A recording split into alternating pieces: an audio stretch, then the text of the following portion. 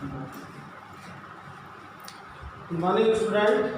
Today we have studied the source of energy. Today we have described the source of energy, conventional source, non-conventional source. और कल के lecture में हम ये पूरा डिटेल ये पर पढ़े थे। आज हम कंपैरिजन कर दे रहे हैं। कन्वेंशनल सोर्स, इसको हम नॉन रिन्यूएबल भी कहते हैं।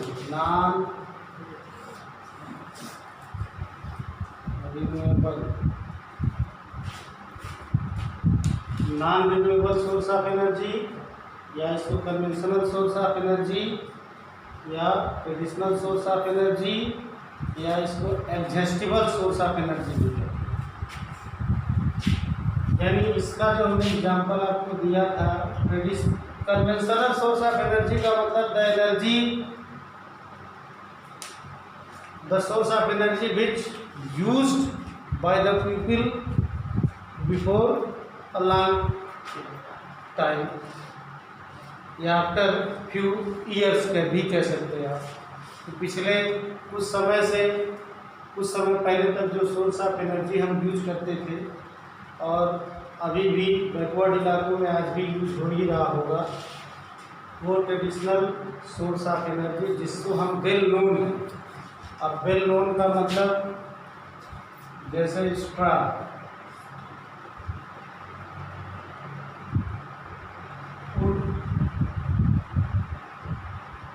उपला, पेट्रोलियम, ठीक है।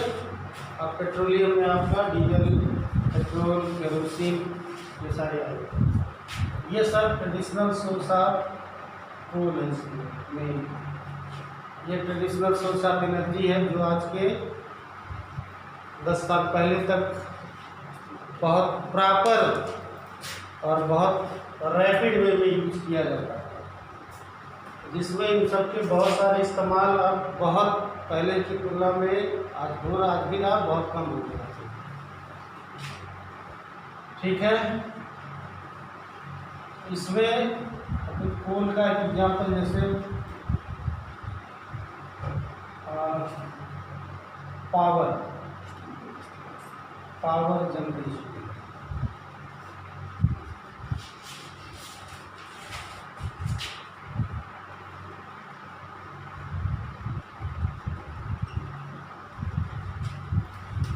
इस non conventional source of energy का यूज पावर जनरेशन में किया जाता था, जिसमें थर्मल पावर। कल बताए थे कि पावर जनरेशन सिस्टम कोई भी हो, सब में 3 बेसिक चीज होती है। एक टरबाइन होता है, सेकंड जनरेटर होता है,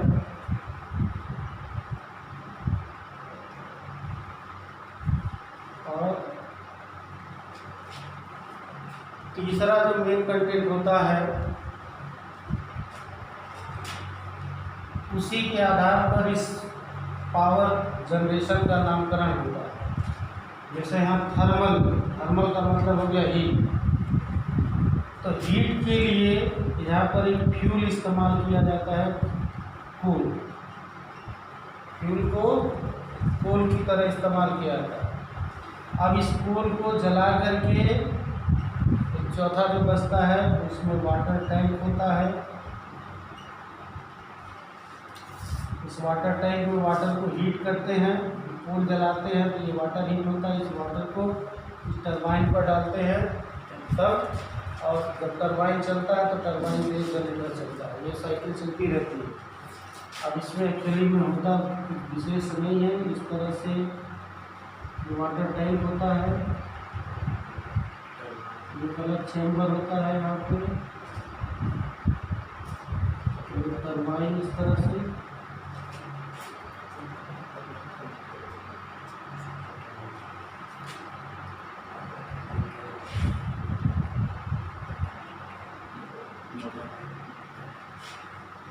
ये आपका जनरेटर हो गया, ये आपका टरबाइन हो गया, ये कोल्ड वाटर हो गया, ये स्टीम। और यहाँ पे ये कोल हो गया, यानी ये कोयले को, ये फर्नेस है, कोयले को गर्म करते हैं, जलाते हैं, उस कोयले को से जो हीट निकलती है उसको इस वाटर टैंक पर डालते हैं। वाटर टैंक वाटर से फिल होता है। जब ये फिल होता है तो जब ये गर्म होता है तो वेपर बनती है, यानी जिसको स्टीम कहते हैं। ये स्टीम यहाँ से निकलती है और ये स्टीम इस टरबाइन के व्हील पर गिरती है तो ये टरबाइन चलने लगता है। जब ये टरबाइन चलता है, ठीक, तो इसी टरबाइन के शाफ्ट से ये जनरेटर जुड़ा होता है। तो टरबाइन चला तो ये शाफ्ट चलता है, शाफ्ट चला तो ये जनरेटर चला। अब जब एक मिनिमम स्पीड पर ये पहुंचता है तो ये इलेक्ट्रिसिटी जनरेट करने लगता है। अब यहाँ से जो स्टीम आता है, जब वो टरबाइन चल जाता है तो वो स्टीम ठंडा होता है। यहाँ से वो वाटर के जो ठंडा होने के बाद वाटर बनेगा, वाटर आकर के फिर इसी टैंक में मिल जाएगा। ये साइकिल चलती है। इसका नाम है थर्मल। थर्मल क्यों पड़ा है? क्योंकि इसमें कोयला हम जला करके उसमें या हीट प्रोड्यूस करते हैं और उसका इस्तेमाल बिजली बनाने में करते हैं। लेकिन ये जो सोर्स है ये नॉन कन्वेंशनल सोर्स, या इसको रिन्यूएबल सोर्स ऑफ एनर्जी भी कहते हैं। ठीक है।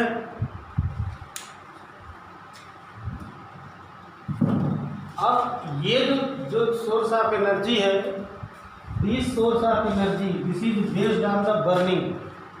इसमें जो भी है सबको जलाना पड़ेगा। और इसका ठीक उल्टा है कि this source of energy is not based on burning. ठीक है। इसीलिए हम लोग, अच्छा, दूसरा ये है कि इस एनर्जी सोर्स के बारे में अभी बहुत लोगों को पता नहीं, क्योंकि ये बहुत कॉमन नहीं है। अब ये धीरे धीरे पिछले कुछ सालों से, 4 सालों से अब ये धीरे धीरे कॉमन होने लगा। ठीक है। अब जब ये सोर्स कॉमन होने लगा तो अब कॉमन कैसे होने लगा? कभी इससे रिलेटेड बहुत सारे, जैसे अभी समय बहुत सारी चीज़ें बैटरी से चल रही हैं।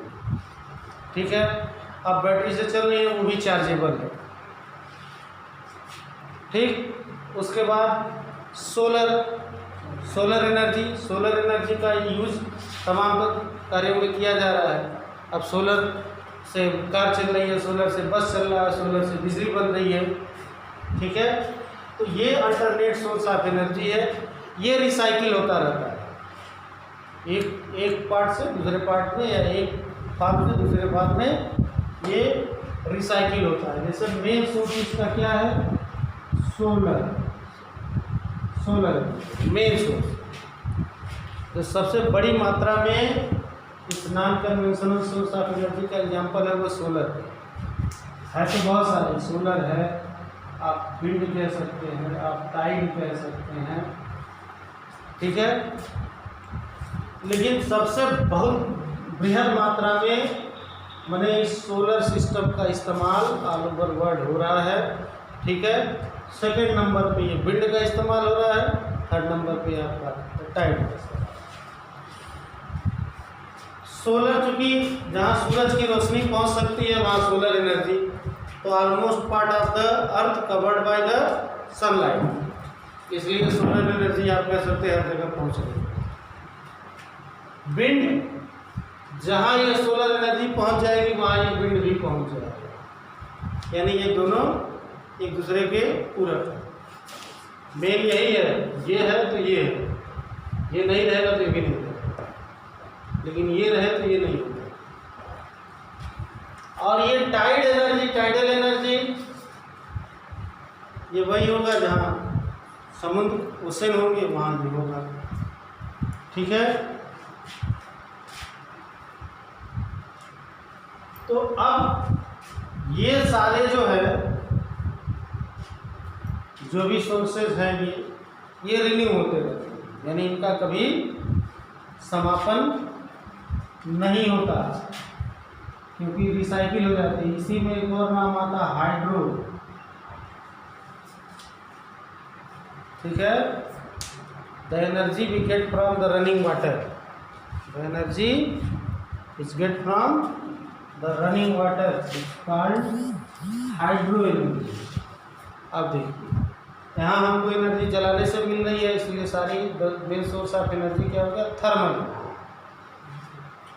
अब अगर हम हाइड्रो की एनर्जी की बात करें तो hydro energy we get from the running water. तो अब यहाँ अगर हम पावर प्लांट बनाते हैं तो यहाँ पावर प्लांट बनेगा हाइड्रो पावर प्लांट, ठीक है। माने यहाँ क्या है, थर्मल पावर प्लांट। इसका मतलब क्या हो गया कि हम जो एनर्जी बनाएंगे वो कोयले को कन्वर्ट करेंगे, कोयले में जो एनर्जी है उस एनर्जी को हम इलेक्ट्रिकल एनर्जी में कन्वर्ट करेंगे फाइनली।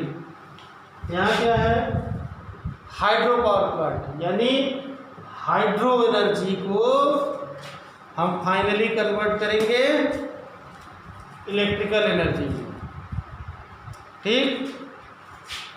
कुछ एडवांटेज इसके हैं, कुछ डिसएडवांटेज हैं, इसके भी कुछ एडवांटेज हैं, कुछ डिसएडवांटेज हैं, ठीक है।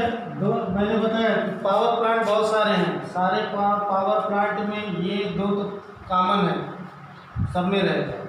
अब जो तीसरा पार्ट आता है ये टरबाइन को चलाना है। अब इस टरबाइन को चलाने के लिए, रोटेट करने के लिए हम किस टाइप की एनर्जी का यूज करते हैं, उसी से ये बाकी के दो पार्ट उसी से रिलेटेड है। अब देखिए इसमें क्या होता है कि इसकी एक कंडीशन है, ये जब भी बनेगा ये माउंटेन पर ही बनेगा, ठीक है।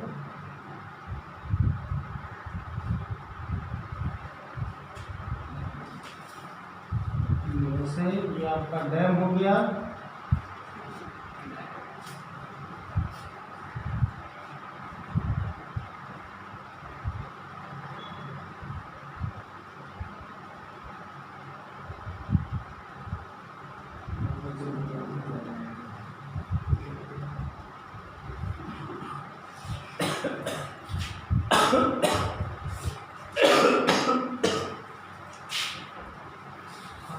डैम बना करके पानी रोक दिया जाता है, इसको रिजर्वायर कहते हैं।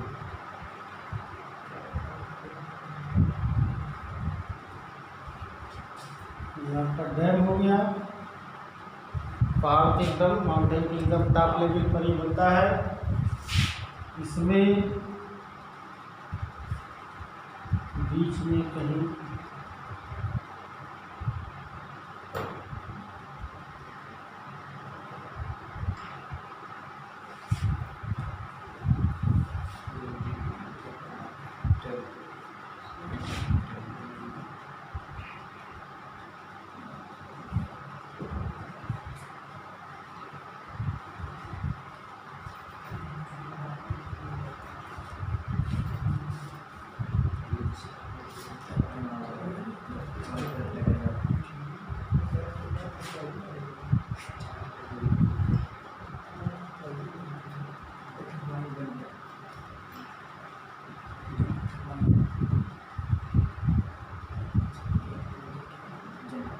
जनरेटर हो गया, ये टरबाइन हो गया, आपका शाफ्ट हो गया। और देखिए यहाँ से पानी ऐसे छोड़ा जाता है और ये पानी इस टरबाइन पर गिरता है, ठीक है। अब इस पानी की इंटेंसिटी पर इसमें बहुत सारे इस तरह से, एक नहीं लगा तो बहुत सारे लगे होते हैं और ये एक साथ सब चलते हैं, तो और इनके साथ से ये जनरेटर चलता है और ये एनर्जी जनरेट होती है। क्या साफ का मतलब ये हो गया कि एक रॉड होता है जिससे दोनों को कनेक्ट किया जाता है, इस व्हील से इस जनरेटर को कनेक्ट किया जाता है। अभी कल बताए तो थे कि आप जो जनरेटर देखते हैं तो जनरेटर में एक्चुअली में मैकेनिकल मशीन होती है और उसमें देखिए ऐसे निकला होता है, फिर ये पूरा जनरेटर का सिस्टम, मैकेनिकल पार्ट का सिस्टम होता है, फिर यहाँ पर आप देखेंगे कि व्हील लगा होता है, ठीक है। और इसके आगे जाएंगे तो अब इस मैकेनिकल का स्टीम का जो पंप की तरह अगर करते हैं तो यहाँ पर एक पंप वाला हिस्सा होता है जो किसान यूज़ करता है खेत में सिंचाई करने के लिए, तो ये पंप लगा होता है इसमें, ठीक। और अगर पंप नहीं जनरेटर वाला देखेंगे तो यहाँ पर एक अल्टरनेटर इस तरह से लगा होता है। तो ये जो राड आ रहा है तो क्या होता है, इसमें हैंडल फंसाते हैं तो घुमाते हैं, जब एक मिनिमम स्पीड पर आता है तब गियर लगा देते हैं, न्यूट्रल करके इसमें गियर होता है, एक ही गियर होता है। तो इसको ऐसे घुमाते हैं तो जिसमें आप हैंडल फंसाते हैं आप उसको देखिएगा ऐसे एक लंबा गार्ड होता है, ठीक है। और ये फ्लाई व्हील होता है, ठीक है, मतलब इसको कम एनर्जी में रोटेट करने का काम करता है। ये जो कनेक्टिंग है ये आपका शाफ्ट कहलाता है,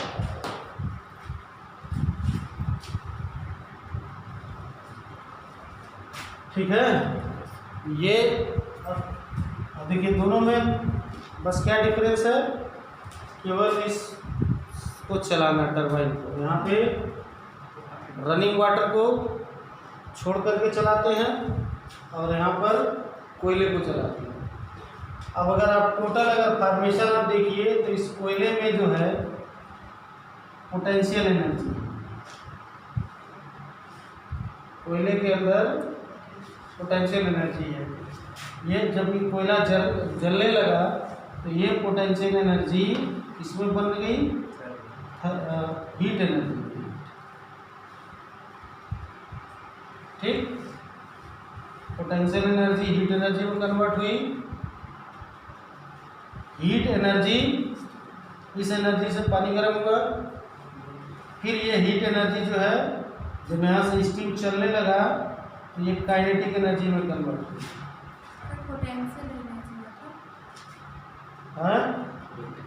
energy possess in a body known as potential energy, ठीक है। यानी अगर किसी बॉडी में एनर्जी स्टोर्ड है और उसका वो इस्तेमाल नहीं करता है वो पोटेंशियल एनर्जी।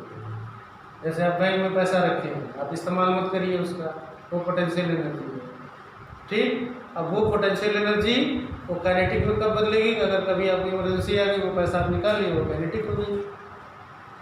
यानी कहीं भी कोई चीज़ स्टोर कर दी है और उसका इस्तेमाल हम जनरली नहीं करते हैं तो वो पोटेंशियल एनर्जी, ठीक है।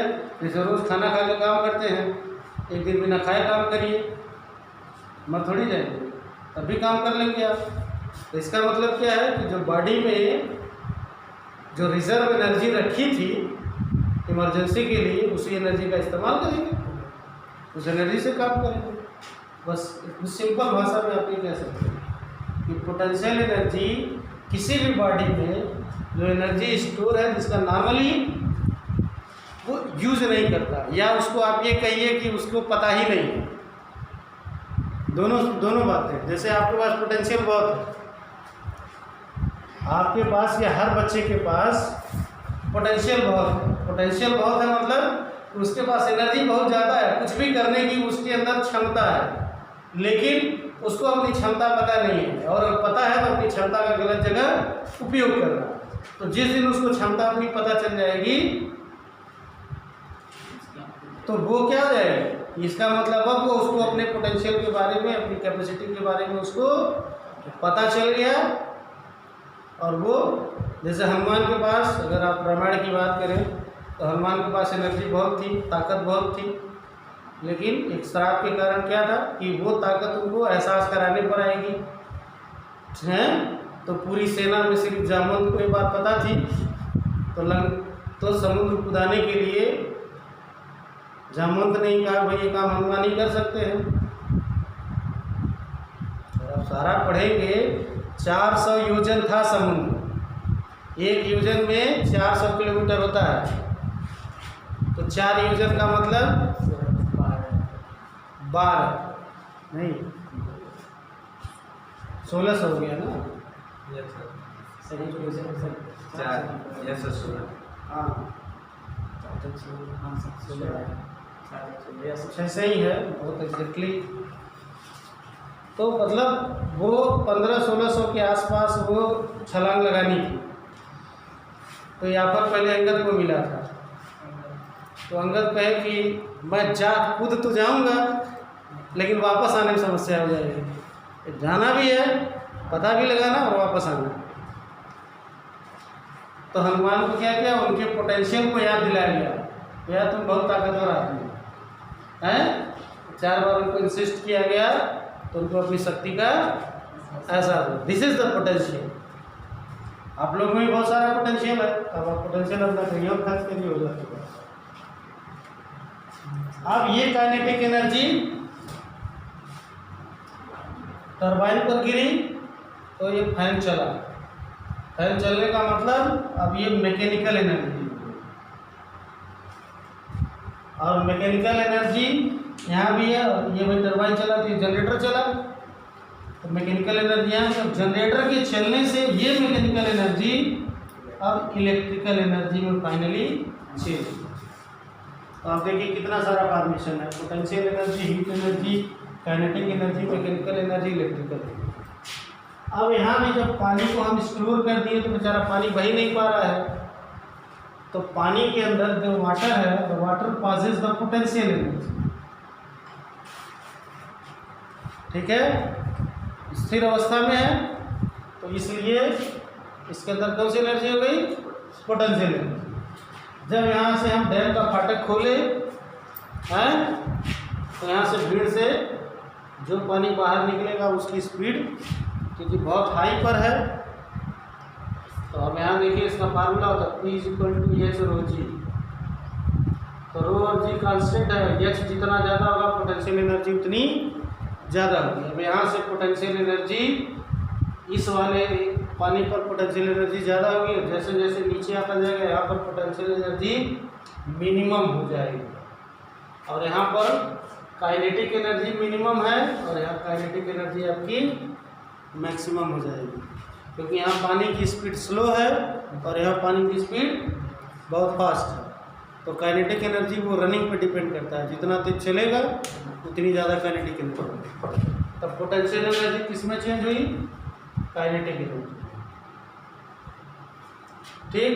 अब इस काइनेटिक एनर्जी से ये फैन रोटेट कर रहा है, तो फैन का चलना मैकेनिकल एनर्जी, ठीक। अब ये मैकेनिकल एनर्जी यहाँ भी है, वही मैकेनिकल एनर्जी यहाँ भी है, क्योंकि दोनों साथ साथ चल रहे हैं, ठीक। अब इस जनरेटर के चलने से ये मैकेनिकल एनर्जी किस में चेंज होगी, इलेक्ट्रिकल एनर्जी। ये बात समझ गए ना।